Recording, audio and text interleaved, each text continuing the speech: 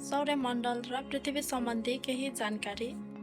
1 नम्बरमा सौर्यमण्डल अन्तर्गत के पर्दछन्? सौर्यमण्डल अन्तर्गत सूर्य, ग्रह, उपग्रहहरू तथा अनेकौं पिण्ड, उल्का, शिशु ग्रह, लामपुच्छ्रे तारा र उल्का पिण्डहरू पर्दछन्। र 2 नम्बरमा सौर्य परिवारको एक मुख्य सदस्य तथा आकाशमा चम्किने विशाल तारालाई के भनिन्छ भनेको छ? यो सूर्य भनिन्छ। 3 नम्बरमा सूर्यको वरिपरि परिक्रमा गर्ने तथा सूर्यको आकाशबाट चम्किने पिण्डलाई के भनिन्छ भनेको छ? यो सूर्यको वरिपरि परिक्रमा गर्ने तथा सूर्यको प्रकाशबाट चम्किने पिण्डलाई ग्रह भनिन्छ। 4 नम्बरमा कक्षा भ्रमण गर्दा सधैँ एउटा भाग सूर्यतिर फर्किरहने ग्रह कुन हो? कक्षा भ्रमण गर्दा सधैँ एउटा भाग सूर्यतिर फर्किरहने ग्रह बुध ग्रह हो। र 5 नम्बरमा छ कुन ग्रहलाई रहस्यमय ग्रहका रूपमा चिनिन्छ भनेको छ? यो शुक्र ग्रहलाई रहस्यमय ग्रहको रूपमा चिनिन्छ। 6 नम्बरमा छ सूर्यबाट तेस्रो नजिक पर्ने ग्रह कुन हो भनेको छ? सूर्यबाट तेस्रो नजिक पर्ने ग्रह चाहिँ पृथ्वी हो। र सूर्यबाट चौथो नजिकमा पर्ने ग्रह कुन हो? सूर्यबाट चौथो नजिकमा पर्ने ग्रह चाहिँ मङ्गल ग्रह हो। र 8 नम्बरमा छ सौर्यमण्डलको सबैभन्दा ठुलो ग्रह कुन हो भनेको छ? सौर्यमण्डलको सबैभन्दा ठुलो ग्रह चाहिँ बृहस्पति ग्रह हो।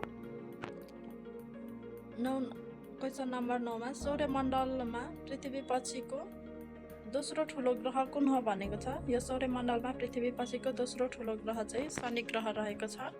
र क्वेसन नम्बर 10 मा कुन ग्रहलाई जुपिटरका हजुरबुबा भनेर चिनिन्छ भनेको छ? यो जुपिटरका हजुरबुबा भनेर चाहिँ अरुण ग्रहलाई चिनिन्छ। र 11 नम्बरमा छ जलदेवताका ग्रहको रूपमा चिनिने ग्रह कुन हो भनेको छ?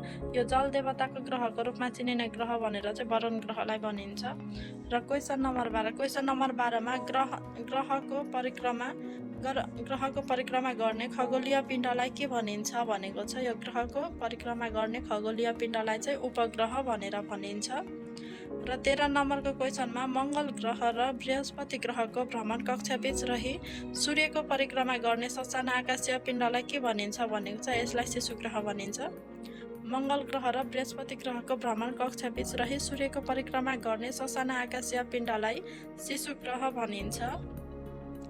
आकाशीय पिण्ड टुक्राई बनेका टुक्राहरू वायुमण्डलमा प्रवेश गर्दा घर्षण भई चम्किने वस्तु वा पिण्डलाई के भनिन्छ भनेको छ? यसलाई उल्का भनिन्छ। आकाशीय पिण्ड टुक्राई बनेका टुक्राहरू वायुमण्डलमा प्रवेश गर्दा घर्षण भई चम्किने पिण्ड वा वस्तु वा पिण्डलाई चाहिँ उल्का भनेर भनिन्छ। र क्वेसन नम्बर 15 मा छ सूर्यको वरिपरि अण्डाकार कक्षमा घुमिरहने कुचो आकारको चहकिला आकाशीय पिण्डलाई के भनिन्छ भनेको छ? यसलाई चाहिँ धूमकेतु भनेर भनिन्छ। जस्तै सूर्यको वरिपरि अण्डाकार कक्षमा घुमिरहने कुचो आकारका चहकिला आकाशीय पिण्डलाई चाहिँ धूमकेतु भनेर भनिन्छ।